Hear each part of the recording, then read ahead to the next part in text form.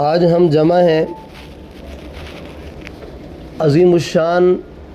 شخصیت صحابی رسول خال المسلمین کاتب وحی سلطان اسلام حضرت سیدنا امیر معاویہ رضی اللہ تعالی عنہ کے ذکر خیر کے سلسلے میں یہ بات ہر خاص و عام جانتا ہے کہ حضرت سیدنا امیر معاویہ رضی اللہ تعالی عنہ کو اللہ رب العزت نے شرف صحابیت عطا فرمایا۔ ماننے والا بھی نہ ماننے والا بھی اس بات کو بخوبی جانتا ہے کہ حضرت امیر معاویہ رضی اللہ تعالی عنہ صحابی رسول ہیں۔ پھر بڑی تعجب کی بات یہ ہے کہ یہ جانتے ہوئے بھی کہ وہ صحابی رسول ہیں، پھر بھی ان کی ذات پاک کو ہدف تنقید بنانا اور ان کی شان میں بدگوئی کرنا اور غلیظ زبان استعمال کرنا ظاہر ہے کہ اپنی حماقت، جہالت، شقاوت و بدبختی کے سوا اور کچھ نہیں۔ یہ بات مسلم ہے کہ اللہ تبارک و تعالی نے جو شان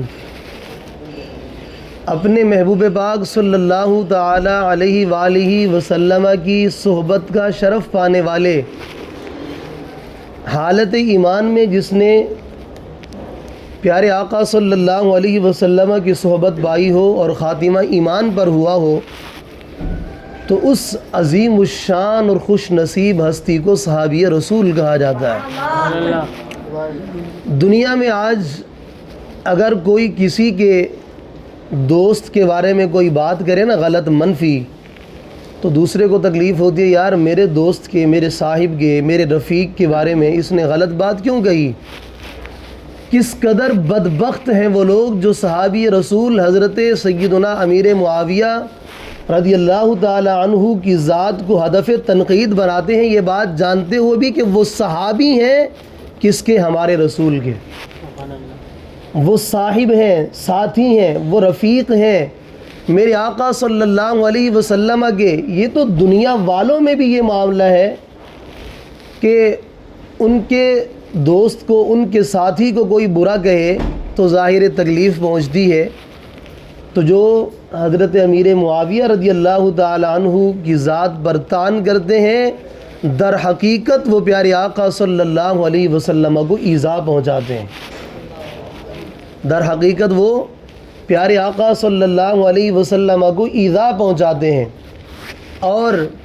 اللہ رب العزت نے صحابہ کرام علیہم الرضوان کو مقام کیا عطا فرمایا؟ قرآن کریم کی متعدد آیات صحابہ کرام علیہم الرضوان کی شان و عظمت پر شاہد ہیں کہ اللہ رب العزت نے صحابہ کرام علیہم الرضوان کو ایسی فضیلت عطا فرمائی کہ اللہ رب العزت نے فرمایا وَكُلًّا وَعَدَ اللَّهُ الْحُسْنَى،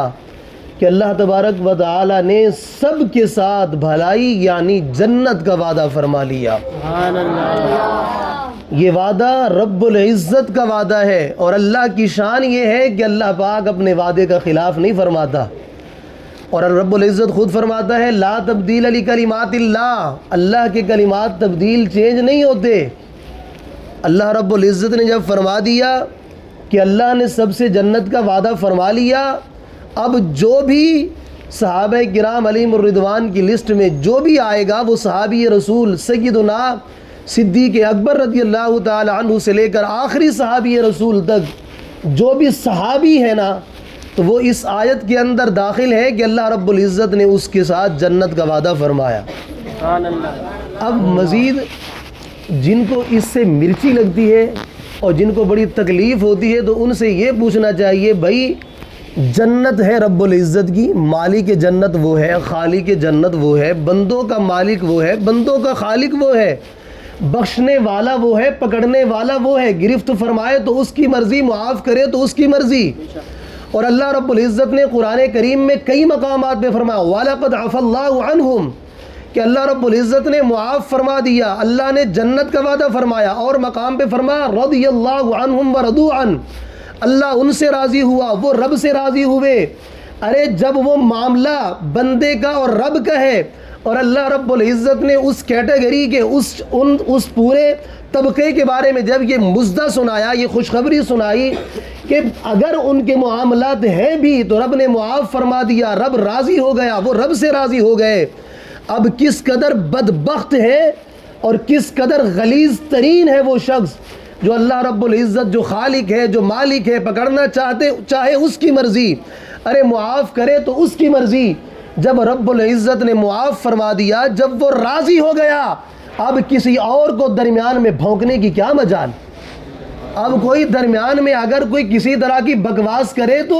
اسے کی کیسے حد پہنچ سکتا ہے کہ وہ ایک عظیم الشان ہستی ایک صحابی رسول کے بارے میں اپنی گندی زبان کو کھولے؟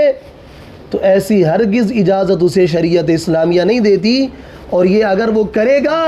تو وہ اپنی بدبختی پر مہر ہی لگائے گا۔ وہ صحابی رسول کی شان کے اندر کمی نہیں کر سکتا، چونکہ صحابہ کرام علیہم الرضوان تو وہ ہیں کہ اللہ رب العزت نے جن کو عظمت کا تاج پہنایا، اور یہ تمام صحابہ اس طرح ہیں جس طرح کہ سورج آب و تاب کے ساتھ چمک رہا ہو، کوئی کتنا ہی مہارت کے ساتھ بھونکنے والا کتا ہو، وہ کتنی بڑی مہارت سے اور بڑے زور سے بھونکے اور اپنے جو پورا زور لگا دے، مگر آپ کیا سمجھتے ہیں کہ سورج کی روشنی میں کمی آئے گی؟ ارے بھونکنے والا جتنا بھونکے گا اپنا ہی نقصان کرے گا، بھونک بھونک کے تھکے گا اور خود ہی تباہ ہوگا، لیکن سورج کی روشنی میں کمی واقع نہیں ہوگی۔ تمام صحابہ کرام علیہم الرضوان کا معاملہ بھی اسی طرح ہے کہ اللہ فرماتا ہے وَلِلَّهِ الْعِزَّةُ وَلِرَسُولِهِ وَلِلْمُؤْمِنِينَ، کہ اللہ نے عزت اللہ کے لیے ہے، اس کے رسول کے لیے ہے، اور تمام مومنوں کے لیے عزت ہے۔ تمام مومنوں کو اللہ نے عزت دی، تو جن کو اللہ رب العالمین عزت دے اسے کوئی ذلیل نہیں کر سکتا، اور جسے رب ذلیل کرے اسے کوئی عزت نہیں دے سکتا۔ جسے رب ذلیل کرے اسے کوئی عزت نہیں دے سکتا۔ تو اب جو بھونکنے والا ہے اسے ہم یہی کہیں گے تو ذلیل ہوا ہے، یہ تیرا اپنا معاملہ، مگر اللہ رب العالمین کا احسان ہے ان لوگوں پر، اور یہ اللہ رب العالمین کا بڑا کرم ہے کہ اللہ رب العالمین نے ہمیں ایسا عقیدہ دیا کہ ہم کسی کی شان میں بے ادبی نہیں کرتے، کسی کی شان میں تنقیص نہیں کرتے، ہم تو ان کی وہ عظمت و شان کو بیان کرتے ہیں جو کہ قرآن میں ہے اور جو کہ احادیث میں ہے۔ ہم اپنی طرف سے بھی کچھ بیان نہیں کرتے، جو قرآن و حدیث نے جو بیان فرمائے فضیلت اس کو بیان کرتے ہیں، اور اس کو بیان کرنا کوئی جرم کی بات نہیں، یہ تو باعث سعادت ہے۔ تمہیں یہ سعادت نہیں ملتی تو تمہارا اپنا سڑیل نصیب بھائی۔ تو ہمارا معاملہ اور تمہارا معاملہ مختلف ہوا کہ الحمدللہ ہمارے نصیب میں ادب ہے اور تم بے ادبوں کی فہرست میں ہو، تو ظاہر ہے کہ یہ معاملہ بالکل برابر نہیں ہو سکتا۔ مزید اللہ رب العزت نے صحابہ کرام علیہم الرضوان کے بارے میں قرآن مجید میں ارشاد فرمایا، اللہ رب العزت فرماتا ہے اولئک هم الصادقون، یہ وہ جماعت ہے جو سچی جماعت ہے۔ اللہ رب العالمین نے صحابہ کرام کو سچا، صادقین، اور ان کو صادق قرار دیا، اور فرمایا اولئک هم المفلحون، یہی فلاح پانے والے، کامیاب ہونے والے۔ تو تمام صحابہ کرام کامیاب ہوں گے، لیکن ذلیل وہ ہوگا، سڑے گا وہ جو ان کے ذکر سے جلے گا۔ ہاں، جس کو ان کے ذکر سے معاملہ ہوگا تو تباہی و بربادی اس کے لیے ہے۔ یہ تو وہ ہے کہ رب العزت نے خود فرمایا کہ یہ تو کامیاب ہونے والے، فلاح پانے والے، اور خود فرمایا اللہ رب العالمین نے اولئک هم المؤمنون حقا۔ آج اگر کہ سمجھ نہیں آتی، ایسے بدبخت ہوتے ہیں جن کو اپنا پتہ ہی نہیں ہوتا کہ ہم کون ہیں اور پتہ نہیں کہاں سے ٹپکے، وہ بھی یہ بات کر رہے ہوتے کہ جناب صدیق اکبر کا ایمان ثابت کرے، وہ فلاں کا ایمان ثابت کرے۔ تو ایسے بدبخت سے کہنا چاہیے کہ پہلے تو اپنا ایمان یا اپنے جو شجرہ تیرا چلا رہے ان کا ایمان ثابت کر۔ پہلے صحابہ کرام پر بکواسات کرنے کے لیے کھڑا ہے تو، ان کے ایمان کے بارے میں بات کرتے، ارے رب العزت نے فرمایا اولئک هم المؤمنون حقا، اللہ فرماتے یہی تو ہیں سچے اور پکے مومن۔ جب رب العزت نے ان کو سچا اور پکا مومن قرار دیا، پھر تو کس منہ سے بات کرتا ہے؟ مغفرت بھی ہے اور اچھا رزق بھی ہے۔ ہاں یہ باتیں قرآن میں ہیں، یہ جو صرف تواریخ کا حوالہ لے کر تاریخ کی باتوں کو سامنے دلیل بنا کر قرآن و حدیث سے آنکھیں چرانے والے اور پھر ہمارے سامنے کھڑے ہو کے باتیں کرنے والے، وہ یہ سمجھے ذرا کہ عقائد کا معاملہ جو ہوتا ہے وہ قرآن و حدیث کی بنیاد پر، کوئی بھی عقیدہ کسی تاریخ سے ثابت کبھی نہیں ہوتا۔ ہاں یہ تاریخ کی باتیں لے کر کے جناب ایسا ہو گیا تو ویسا ہو گیا، تو تاریخ کی بات چھوڑ،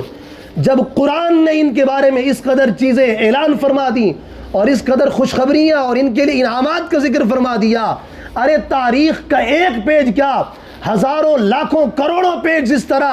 اگر ان کے اندر اس طرح کی باتیں ملتی رہیں، وہ سب کی سب غلط اور جھوٹی ہو سکتی ہیں۔ قرآن کریم کی ایک آیت کا جز بھی جس نے ان کی عظمت و شان کو بتا دیا تو وہ قرآن کریم کی ایک آیت کا جز بھی تواریخ کے ان تمام صفات پر بھاری ہے۔ یہ بات تو بالکل بنیادی بات ہے، ہر بندہ جانتا ہے،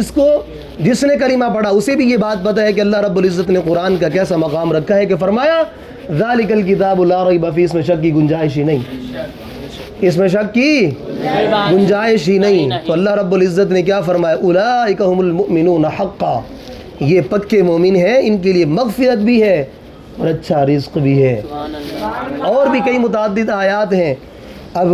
احادیث چند میں آپ کے سامنے بیان کرتا ہوں۔ میرے آقا صلی اللہ علیہ وسلم نے ارشاد فرمایا، میرے آقا فرماتے اکرموا اصحابی فإنہم خیارکم، میرے آقا فرماتے میرے صحابہ کی عزت کیا کرو کیونکہ وہ تم میں سے سب سے بہتر ہے۔ فإنہ خیارکم، کیونکہ وہ تم میں سے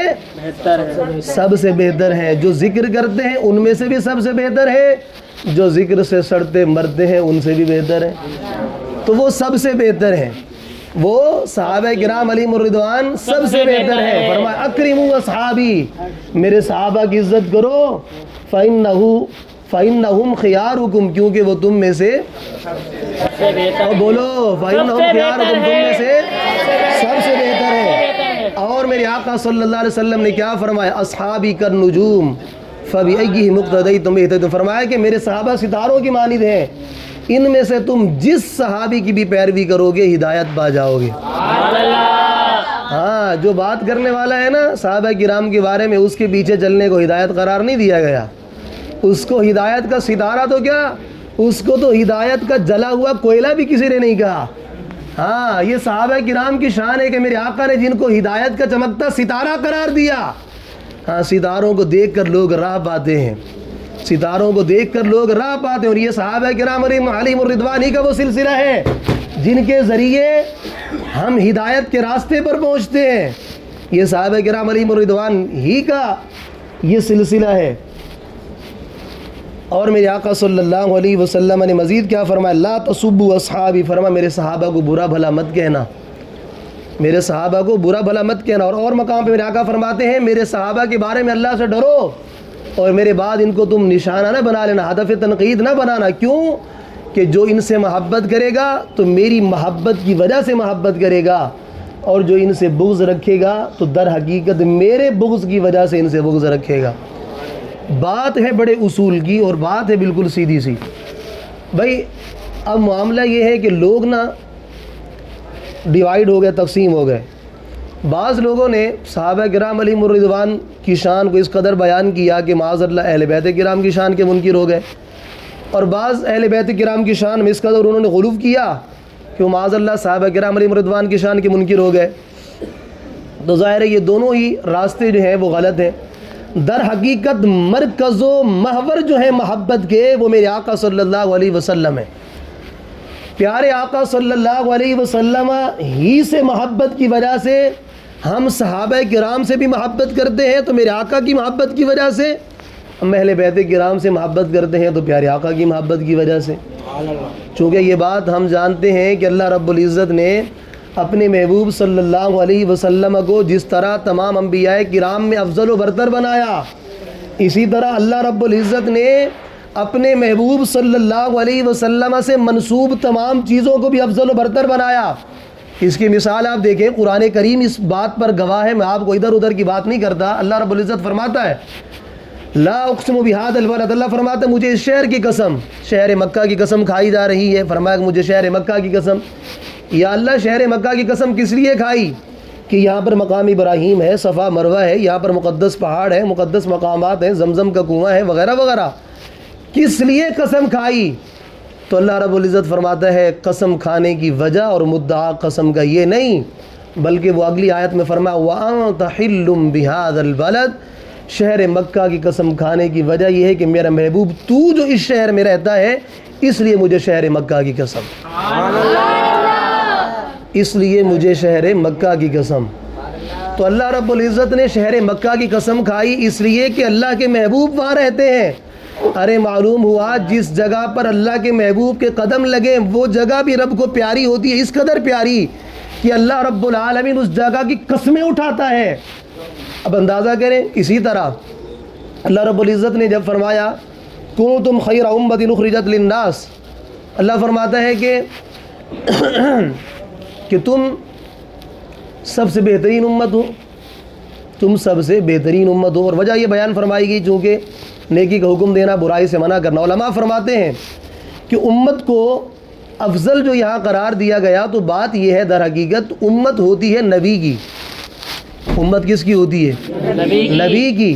اور یہاں پیارے آقا صلی اللہ علیہ وسلم کی امت کو جو تمام امتوں سے افضل قرار دیا گیا وہ اس لیے نہیں کہ پیارے آقا صلی اللہ علیہ وسلم کی امت جو ہے یہ روزے رکھنے میں دیگر امتوں سے ممتاز ہے، یہ بھی سارے معاملات ہو سکتے ہیں، مگر وجہ یہ ہے فرمایا کہ یہ امت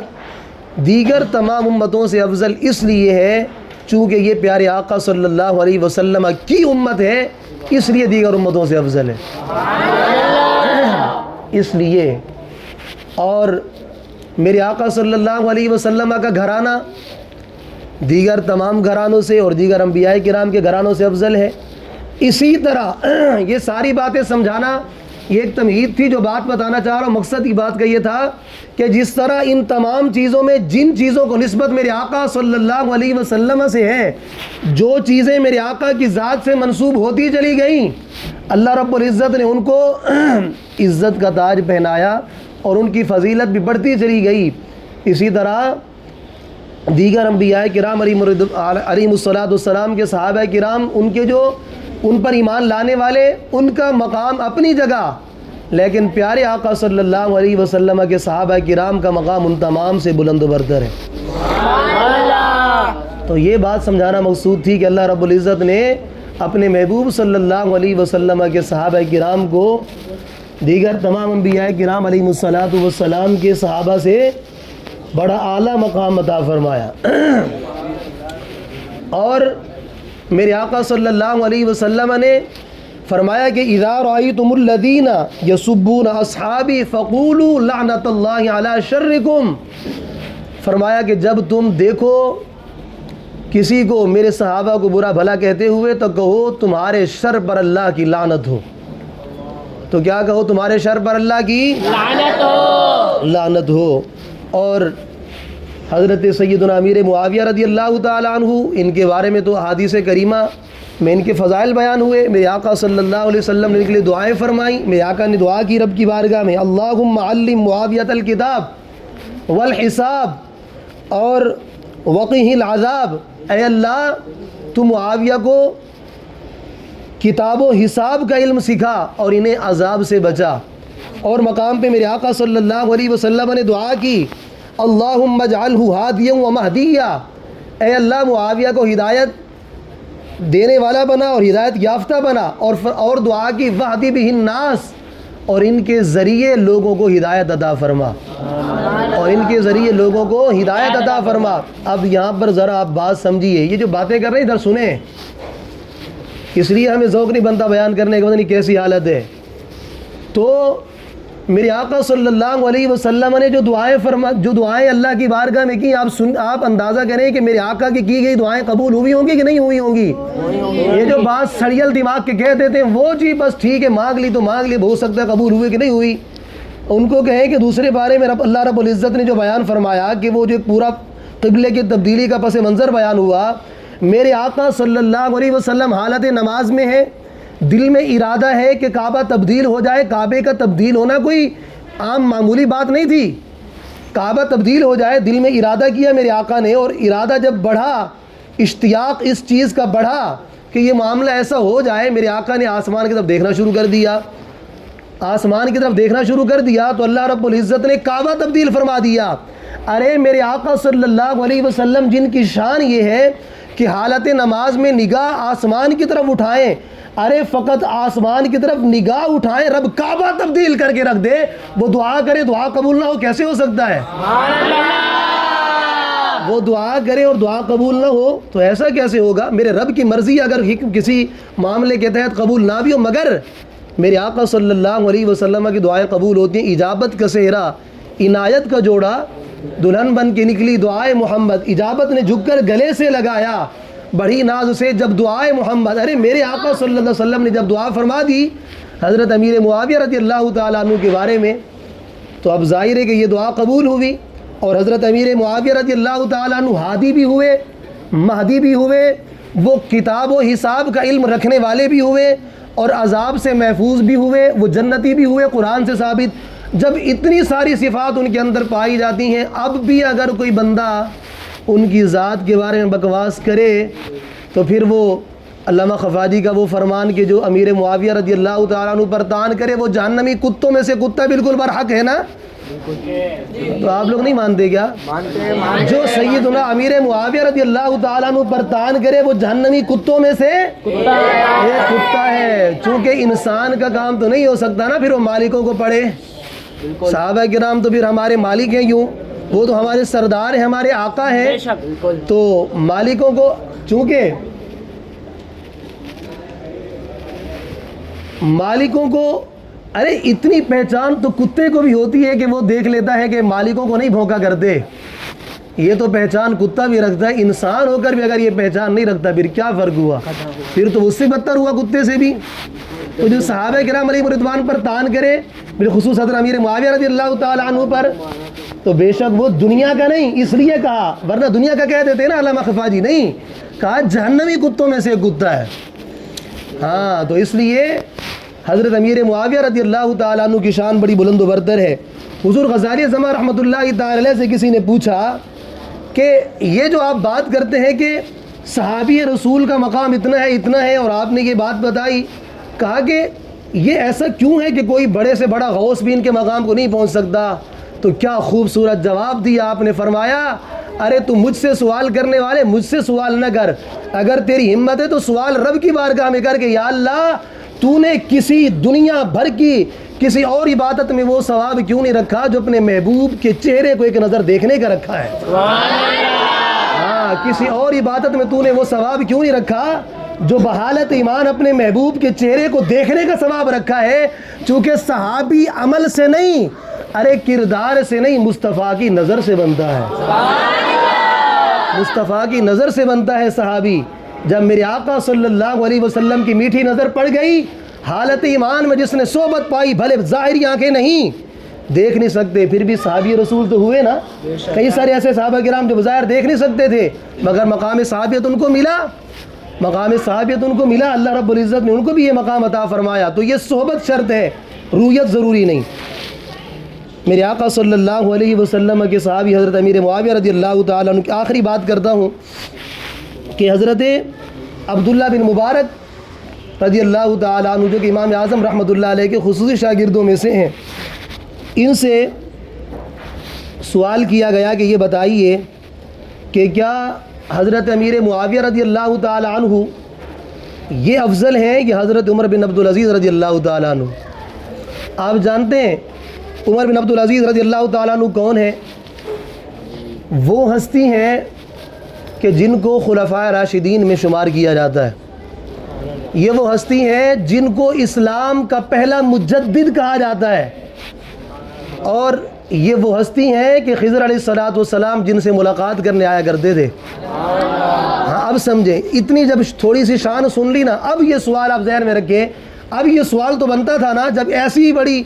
ہستی ہیں تو اب بتائیں کہ کیا امیر معاویہ افضل ہے یا عمر بن عبدالعزیز رضی اللہ تعالیٰ عنہ؟ حضرت عبداللہ بن مبارک نے جو جواب ارشاد فرما وہ سنیں۔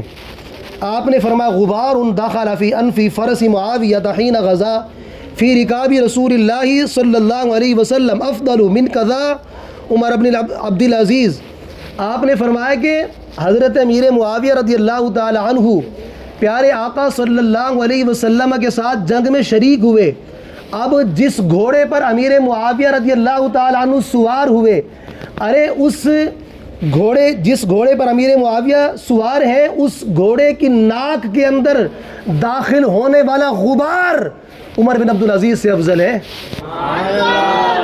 صدقے جاواں تھوڑے زور دو، اور زور سے بولو سبحان اللہ. اللہ رب العزت نے ایسی شان دی، یہ بات کرنے والے کوئی آج کا مولوی نہیں، امام اعظم رحمۃ اللہ تعالی علیہ کے اجلہ تلامذہ میں سے ہیں. اور آپ نے کیا فرمایا امیر معاویہ رضی اللہ تعالی عنہ جس گھوڑے پر سوار ہیں، اس گھوڑے کے نکیل میں اس میں جو ہے اس کا غبار وہ بھی جو ہے حضرت عمر بن عبدالعزیز سے افضل ہے. اللہ رب العزت نے ایسا شان جو ہے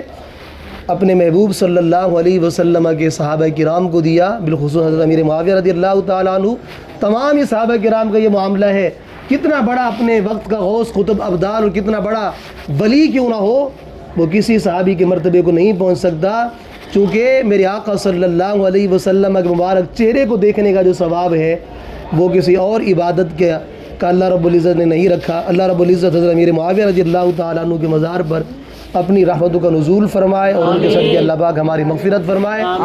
آمین بجاہ النبی الامین صلی اللہ تعالی علیہ وآلہ وسلم.